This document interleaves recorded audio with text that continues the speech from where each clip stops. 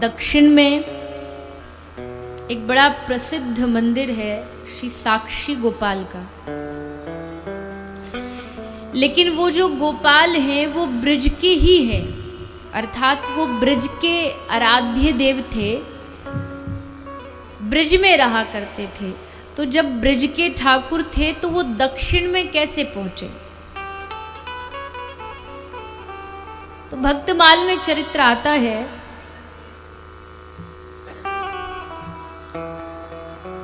दक्षिण में एक ब्राह्मण रहा करते थे, थोड़े बूढ़े थे, वृद्धावस्था थी।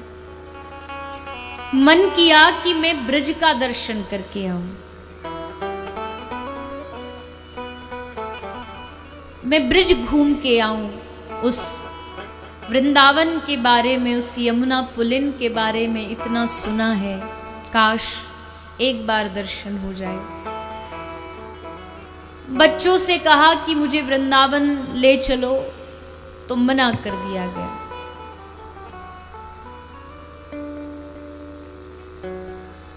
बेचारा वृद्ध आदमी, इतना बूढ़ा, मन की इच्छा है, कौन पूरी करे? तो गांव में एक युवान लड़का रहता था, थोड़ा गरीब था। तो बाबा ने उस लड़के को कहा कि क्या तू मेरे साथ चलेगा ब्रज दर्शन कराने? खाना पीना, तेरा रहना आदि वो सब व्यवस्था मैं करूंगा, धन की मेरे पास कमी नहीं। वो लड़का राजी हो गया और उस वृद्ध ब्राह्मण के साथ चल पड़ा वृंदावन। दक्षिण से यानी साउथ इंडिया, जो दक्षिण भारत है, वहां से वृंदावन की दूरी बहुत दूर है। और उस समय कोई बड़ी व्यवस्थाएं भी नहीं हुआ करती थी। बहुत दिन में पहुंचे, बीच में उस सेठ की तबीयत भी खराब हो गई। तो उस लड़के ने सेठ जी का बड़ा ध्यान रखा, खुद ना सोता था, पूरी रात जाग के उसकी सेवा करता था, कब खाना कब पिलाना सब ध्यान रखता था। आए वृंदावन में गोपाल जी के मंदिर में पहुंचे, मंदिर के प्रांगण में खड़े थे। तो सेठ ने उस लड़के को कहा कि मैं तेरी सेवा से बड़ा राजी हो गया, बड़ा खुश हुआ। मैं चाहता हूं कि तेरे जैसा लड़का, जो मेरी पुत्री है, मेरी जो बेटी है, उसका ब्याह तेरे साथ हो। उसने कहा साहब जी आप कहाँ, मैं कहाँ, आप इतने बड़े सेठ हैं, मैं बड़ा गरीब घर का लड़का हूं। ना ना बेटा, क्या फर्क पड़ता है? बोले आपके बेटे वो करने देंगे? बोले वो मैं संभाल लूंगा, मैं देख लूंगा। मैं वादा करता हूं कि घर जाके अपनी कन्या, अपनी बेटी का ब्याह तुझसे कर दूंगा। ये कह के दर्शन करके यात्रा पूरी हुई, गांव घर वापस आ गए। अब सेठ ने ये प्रस्ताव डरते डरते घर में रखा। तो जो कन्या के भाई थे वो तो एकदम क्रोध में, आवेश में आ गए कि क्या बोल रहे हो आप? तो गरीब ब्राह्मण, वो इतना, जिसके पास खाने को रोटी पानी नहीं, उसको अपनी बेटी दें? कदापि नहीं, कभी नहीं हो सकता, हम उसको अपनी बहन ब्याहेंगे ही नहीं। अब थोड़े दिन बाद उस लड़के को वादा याद आया ब्राह्मण देवता का, तो उनके घर ही पहुंच गया और जाके बोला ब्राह्मण देवता बताइए, आपने वादा किया आप अपनी कन्या का ब्याह हमारे साथ करेंगे। अब सेठ जी डर गए, बोले कौन सा वादा? अब बालक कहीं ये ना कह दे कि आप इससे अपनी छोरी का ब्याह करोगे, इसलिए मुकर गए। बोले कौन सा वादा? मैंने तो कोई वादा नहीं किया। बोले सेठ जी आप गोपाल जी के मंदिर में खड़े होकर के आपने कहा था कि घर जाके अपनी पुत्री का ब्याह तेरे साथ कराऊंगा, और अब आप मुकर रहे हो।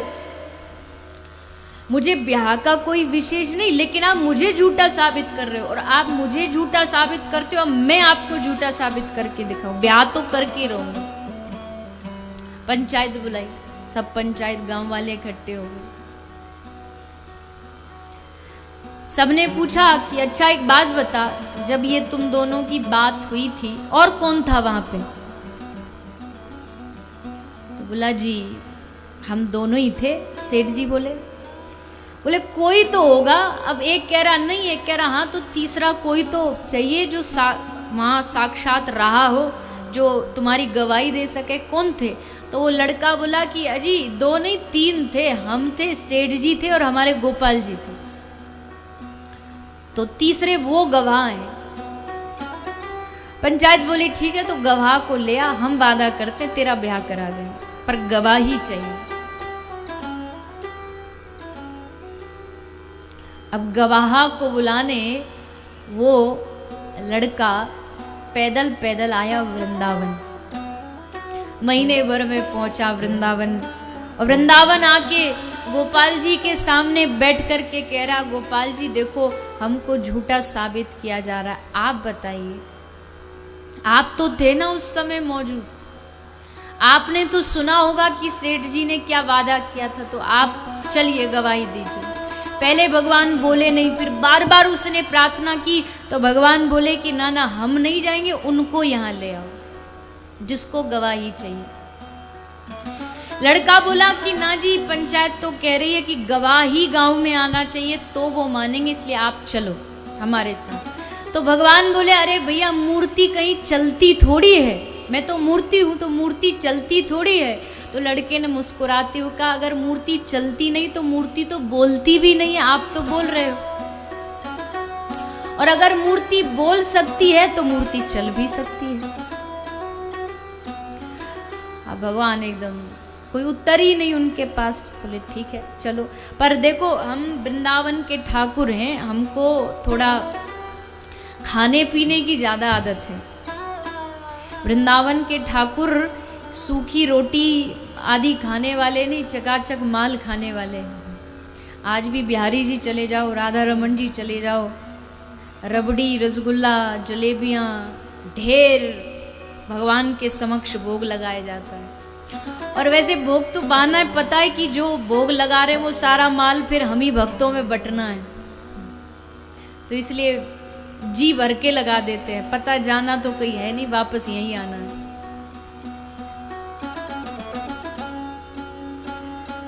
तो भगवान बोले हमको खाना पीना अच्छा चाहिएगा, बोले ठीक है सब खिलाएंगे, और एक शर्त और है हमारी, तुम आगे आगे चलना हम पीछे पीछे चलेंगे, लेकिन तुम पीछे मुड़ के नहीं देखोगे हमको। अगर तुमने पीछे मुड़ के हमको देख लिया तो फिर हम वहीं खड़े हो जाएंगे, उससे आगे नहीं बढ़ेंगे। बोले प्रभु वो तो ठीक है, पर आप हैं बड़े नटखट, पता चले हम चुपचाप चले जा रहे हैं और आप पीछे आए ही नहीं, वहां जाके कोई गवाही देने वाला नहीं और बेइज्जती होगी तो हमें कैसे पता लगे आप पीछे आ रहे हैं। बोले मेरी नूपुरों की आवाज तुम्हें सुनाई देगी, तुम आगे चलना मैं पीछे, मेरे नूपुर सुनते रहना बस। भक्त चल पड़ा, और आज गवाही देने के लिए वृंदावन से ठाकुर जा रहे हैं दक्षिण भारत, एक भक्त की गवाही के लिए। वो आगे आगे चलता जा रहा, ठाकुर के घुंघरुओं की आवाज सुनता हुआ, ठाकुर पीछे पीछे, गोपाल जी चलते जा रहे हैं। चलते चलते खूब आनंद हो रहा है कि आज भगवान देखो मेरे साथ चल रहे हैं।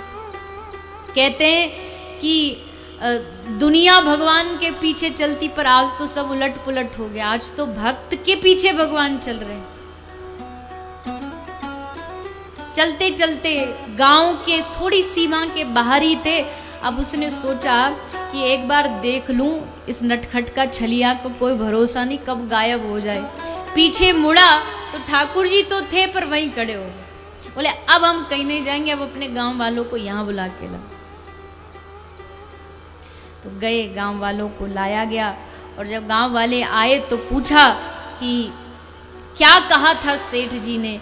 यहाँ दो खड़े थे, सेठ जी और भक्त, और सामने मूर्ति खड़ी थी। और जैसे पूछा गया कि क्या सचमुच सेठ जी ने यह बात कही, तो मूर्ति ने गर्दन हिला करके गवाही दी कि हाँ सेठ ने मेरे सामने वादा किया। भगवान ने उस चीज की साक्षी दी, इसलिए अब तक उनका नाम गोपाल था, अब भगवान का नाम साक्षी गोपाल पड़ गया। क्योंकि साक्षी देने भगवान वृंदावन से दक्षिण भारत गए। आज भी साक्षी गोपाल भगवान का भव्य दक्षिण में मंदिर है, लाखों लोग जाते हैं, दर्शन करते हैं। कैसे भगवान साक्षी देने के लिए इतने दूर पहुंच गए, गवाही देने के लिए।